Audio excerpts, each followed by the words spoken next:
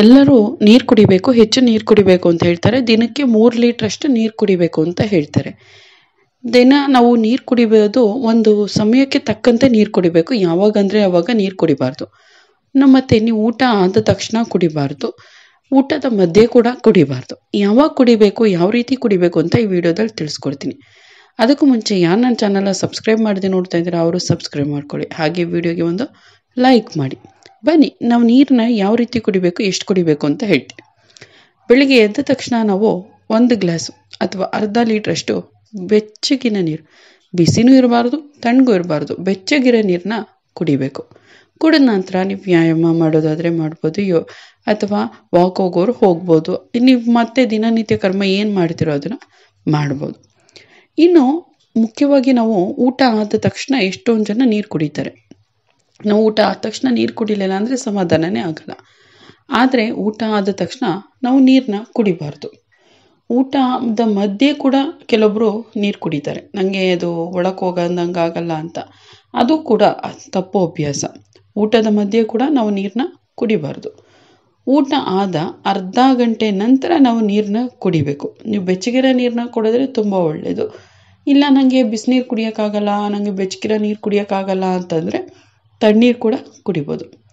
ಇನ್ನು ಊಟದ ಮಧ್ಯೆ ನೀರು ಕುಡಿದ್ರೆ ಏನಾಗುತ್ತೆ, ಅದು ನಮಗೆ ಊಟನ ಸರಿಯಾಗಿ ಅಳತೆದು ನೀವು ಸಿಗೋಲ್ಲ. ಅಂದರೆ ಹೊಟ್ಟೆ ಬೇಗ ತುಂಬ್ದಂಗೆ ಆಗುತ್ತೆ, ಅಥವಾ ಕಮ್ಮಿ ತಿಂದಿದ್ದೀವಿ ಅಂತ ಜಾಸ್ತಿ ತಿಂತೀವಿ, ಆ ರೀತಿಯೆಲ್ಲ ಆಗುತ್ತೆ. ಇನ್ನು ಊಟ ಮಾಡಿದ ತಕ್ಷಣ ನೀರು ಕುಡಿದ್ರೆ ಏನಾಗುತ್ತೆ ಅಂದರೆ, ಊಟ ಅದು ನೀರು ಎರಡು ಒಂದೇ ಸಮಯ ಆಗಿರುತ್ತೆ. ಹಾಗಾಗಿ ಅದು ಡೈಜೆಷನ್ಗೆ ನಮಗೆ ಎಫೆಕ್ಟ್ ಆಗುತ್ತೆ, ಗ್ಯಾಸ್ಟ್ರಿಕ್ ಥರ ಆಗುತ್ತೆ. ಊಟ ಸರಿಯಾಗಿ ಡೈಜೆಷನ್ ಆಗದೇ ನಮಗೆ ಕೊಲೆಸ್ಟ್ರಾಲ್ ಹೆಚ್ಚಾಗುತ್ತೆ, ಮತ್ತು ಸಕ್ಕರೆ ಅಂಶ ಸರಿಯಾಗಿ ಸಿಗದೇ ನಾವು ಮಧುಮೇಹಿಗಳಾಗ್ತೀವಿ, ಹೊಟ್ಟೆ ದಪ್ಪ ಆಗುತ್ತೆ, ಹೊಟ್ಟೆ ಉಬ್ಬರ ಆಗುತ್ತೆ. ಆ ರೀತಿಯೆಲ್ಲ ಸಮಸ್ಯೆಗಳನ್ನ ನಾವು ನೋಡ್ತೀವಿ. ಇನ್ನು ಊಟ ಅರ್ಧ ಗಂಟೆ ನಂತರ ನೀರು ಕುಡಿದ್ರೆ ಏನಾಗುತ್ತೆ ಅಂದರೆ, ಸ್ವಲ್ಪ ಡೈಜೆಷನ್ ಎಲ್ಲ ಚೆನ್ನಾಗಾಗುತ್ತೆ.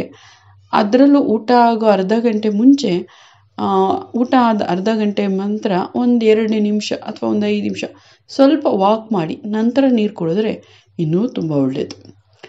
ಆಮೇಲೆ ಇನ್ನೊಂದೇನಪ್ಪ ಅಂದರೆ, ನಾವು ನಿಂತ್ಕೊಂಡು ನೀರು ಕುಡಿಬಾರ್ದು. ನಮಗೆ ತುಂಬ ಜನಕ್ಕೆ ಬೇಗ ಮಂಡಿ ನೋವು ಬರುತ್ತೆ. ಏನಕ್ಕಪ್ಪ ಮಂಡಿ ನೋವು ಬರುತ್ತೆ ಅಂದರೆ, ನಿಂತ್ಕೊಂಡು ನೀರು ಕುಡಿಯೋದ್ರಿಂದ ಮಂಡಿಗಳು ಬೇಗ ನೋವು ಬರುತ್ತೆ. ಹಾಗಾಗಿ ನಾವು ಎಲ್ಲೇ ಕುಡಿದ್ರು, ಯಾವಾಗ ಕುಡಿದ್ರೂ ಕೂತ್ಕೊಂಡು ಕುಡಿಯೋದು ತುಂಬ ಒಳ್ಳೆಯದು. ತೀರಾ ಅನಿವಾರ್ಯ ಸಂದರ್ಭಗಳನ್ನು ಬಿಟ್ಟು ಎಲ್ಲ ಹೋಗಿರ್ತೀವಿ, ದಾಹ ಆಗಿರುತ್ತೆ, ಕೂತ್ಕೊಳ್ಳೋಕೆ ಜಾಗ ಇಲ್ಲ, ಆವಾಗ ಕುಡೀರಿ. ಮನೆಯಲ್ಲೇ ನೀರು ಕುಡಿಬೇಕಾದಾಗ ನೀರು ತೊಗೊಂಡು ಒಂದು ಚೇರ್ ಮೇಲೋ ಸೋಫಾ ಮೇಲೋ ಕೂತ್ಕೊಂಡು ನೀರು ಕುಡೀರಿ. ಮನೆಗಳಲ್ಲಿ ಎಲ್ಲಿ ನೀವು ಕೂತ್ಕೊಂಡು ನೀರು ಕುಡಿಯೋಕ್ಕಾಗುತ್ತೋ ಅಲ್ಲೆಲ್ಲ ಕೂತ್ಕೊಂಡು ನೀರು ಕುಡಿದ್ರೆ ನಿಮ್ಮ ಮಂಡಿಗಳಲ್ಲಿ ಅಲ್ಲಿ ಒಂದು ಜಾಯಿನ್ ಇರುತ್ತಲ್ಲ, ಅಲ್ಲಿ ನೋವು ಬರುತ್ತೆ. ಆ ನೋವು ಬರೋದು ಕಡಿಮೆ ಆಗುತ್ತೆ.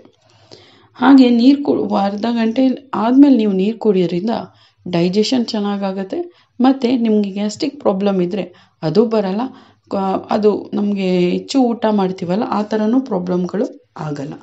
ಇದಿಷ್ಟು ನಾವು ಊಟ ಆದ ನಂತರ ಯಾಕೆ ನೀರು ಕುಡಿಬಾರ್ದು ಮತ್ತು ಊಟದ ಮಧ್ಯೆ ಯಾಕೆ ನೀರು ಕುಡಿಬಾರ್ದು ಅಂತ ಈ ವಿಡಿಯೋದಲ್ಲಿ ತಿಳಿಸ್ಕೊಡ್ತೀನಿ. ನೀವು ಯಾವಾಗ ನೀರು ಕುಡಿತೀರಾ ಅಂತ ಕಮೆಂಟ್ ಮುಖಾಂತರ ತಿಳಿಸಿ. ಹಾಗೆ ಈ ವಿಡಿಯೋ ಇಷ್ಟ ಆಗಿದರೆ ಲೈಕ್ ಮಾಡಿ. ಹಾಗೆ ನನ್ನ ಚಾನಲ್ ಯಾರು ಸಬ್ಸ್ಕ್ರೈಬ್ ಮಾಡದೆ ನೋಡ್ತಾ ಇದ್ದೀರಾ ಅವರು ಸಬ್ಸ್ಕ್ರೈಬ್ ಮಾಡ್ಕೊಳ್ಳಿ. ಹಾಗೆ ನಿಮ್ಮ ಫ್ರೆಂಡ್ಸ್ ರಿಲೇಟಿವ್ಸ್ಗೂ ಕೂಡ ಶೇರ್ ಮಾಡಿ.